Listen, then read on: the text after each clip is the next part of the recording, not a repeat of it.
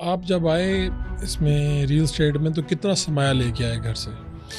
دیکھیں گھر سے میں سرمایہ سے زیادہ سپورٹ لے کے آیا. سپورٹ سے مراد یہ ہے کہ ہم بڑا رسک فری کھیلے. مطلب پیسے بہت تھوڑے تھے, بہت نہ ہونے کے برابر تھے, لیکن نا ہمیں یہ پتا تھا کہ ہمارے والدین ہمارے پیچھے کھڑے ہوئے ہیں. اور کوٹ کر دیں لوگ موٹیویٹ ہوتے. کوئی 6-8 لاکھ روپیہ تھا ہمارے پاس انیشیلی. پھر میں نے اپنی والدہ کی دکان بیچ دی, کوئی اس میں 20-22 لاکھ اس سے کٹا, کوئی 26-27 لاکھ روپے کی میرے سرمایہ, جس میں سے کوئی 25 لاکھ کا نقصان بھی ہو گیا. اچھا لیکن اس میں نا جب میرا نقصان ہوتا تھا تو میری والدہ نے مجھے بڑا بکل کر دیا, کہتے کوئی مسئلہ نہیں ہے, ہماری اور بھی جائیدادیں ہیں, تو کھل کے کام کر. میرے والدین دونوں ہی کہتے تھے, کہتے پریشان نہیں ہونا, غم نہیں کرنا, ہماری جائیدادیں ہیں, بیچ دے, نقصان سے نہیں ڈرنا. تو جو ایک سپورٹ ہوتی ہے نا کہ یار میں کچھ بھی کر دیا تو there are people standing by me, مطلب میرے پیچھے بندے کھڑے ہوئے ہیں, وہ مجھے جو ہے نا وہ بکل اپ کریں گے, وہ مجھے پش کریں گے. تو وہ انسان کا حوصلہ جو ہے نا وہ آسمان پہ چلا جاتا ہے. تو میں ان والدین کو, ان بہن بھائیوں کو جو ہے وہ ایڈوائز کروں گا, اپنے بھائیوں کے یا جو بھی ہماری کوئی بہن ہے وہ کام کرنا چاہے اس کو سپورٹ کریں. اس کو یہ نہ ثابت کریں کہ یار تو نے ڈبو دیا تو زندگی ختم ہو جائے گی. کیونکہ جب والدین اپنے بچوں کو تانے دیں گے, نقصان ہو جاتا ہے, فیلئر ہوتا ہے. ہم نے زندگی کے اندر بہت فیلئر جو ہے نا وہ دیکھے ہیں, مطلب بہت فیلئر سے گزرے ہیں. لیکن الٹیمیٹلی جب گھر والے ساتھ نہ دینا آپ کا, تو آپ وہ فیلئر کے نتیجے کے اندر ڈپریشن, انگزائٹی, ہوپلیسنس آ جاتی ہے, اور sometimes that lead to suicide as well. مطلب آپ کے گھر والے آپ کو تانے دے رہے ہیں, تو نقصان کر دیتا, تو ہے ہی نکما, آپ کو ڈی موٹیویٹ کر دیتے ہیں, آپ کا کانفیڈنس شیک ہو جاتا ہے اگر گھر والے نہ کھڑے ہوں.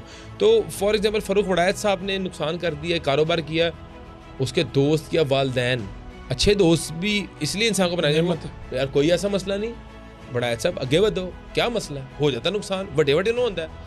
تو آپ کا حوصلہ پست نہیں ہوگا, آپ ڈی موٹیویٹ نہیں ہوں گے, آپ بلکہ دوبارہ جو ہے نا اور تیزی سے میدان میں آئیں گے. دیکھیں یہ چانسز ہے نا, کاروبار ایک چانس کا نام ہے. آپ نے ایک اٹیمپٹ کی, آپ فیل ہو گئے, دوسری کی فیل ہو گئے, تیسری کی فیل ہو گئے, چوتھی کی فیل ہو گئے, فائنل کوئی اٹیمپٹ ہوتی ہے وہ آپ سکسیزفل ہو گئے, آپ ٹریک پہ چڑھ گئے. تو ہم نے کئی اٹیمپٹس کی, فیلئر کی بہت مثالیں ہیں, نقصان کی بہت مثالیں ہیں. کتنا نقصان زیادہ سے زیادہ؟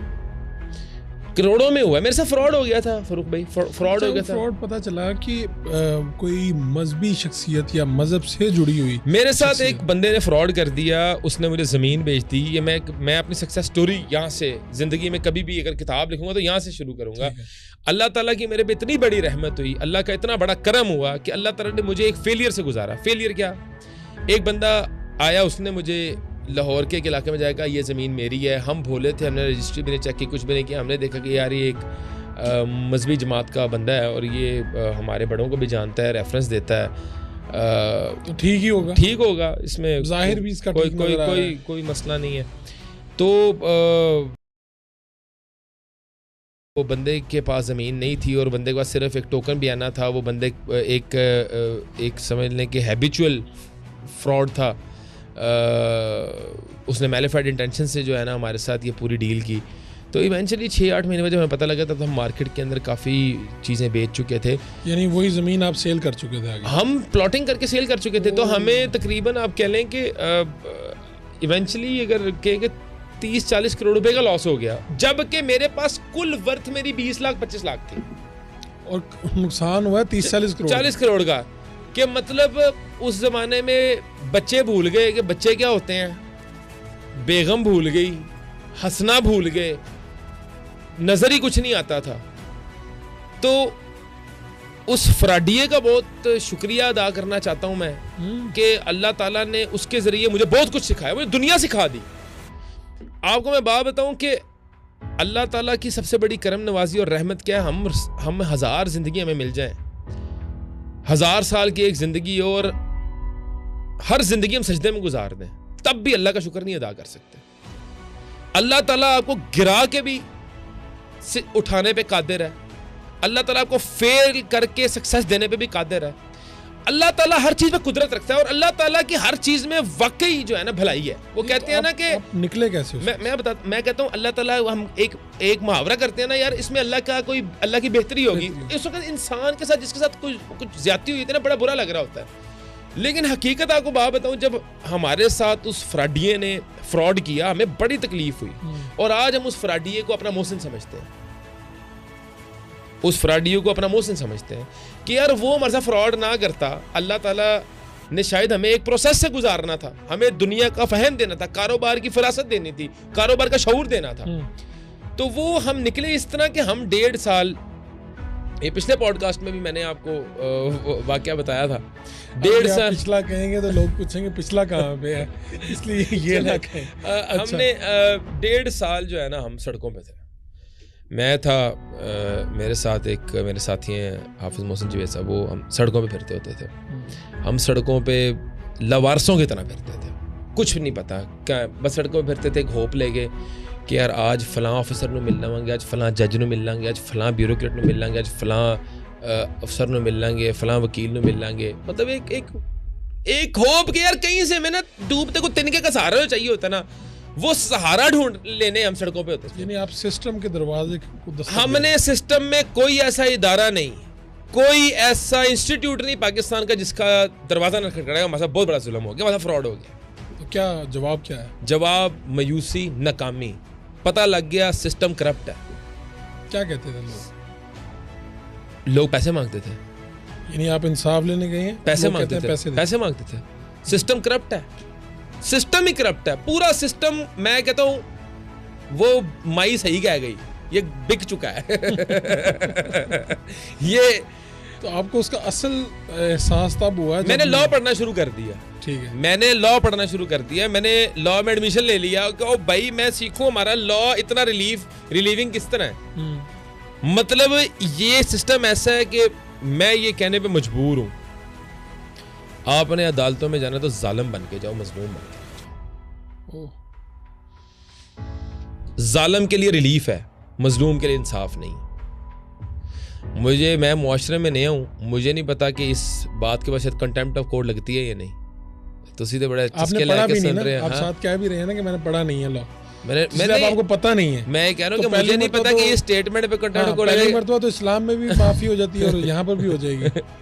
تو دیکھیں جو مجھے سمجھ آیا لا وہ یہی ہے کہ ظالم کے لیے ریلیف ہے, مظلوم کے لیے نہیں. دیکھیں ہمارے پاس چیک تھا, ہمارے پاس سیکیورٹی چیکس تھے اس بندے اس فراڈیے کے.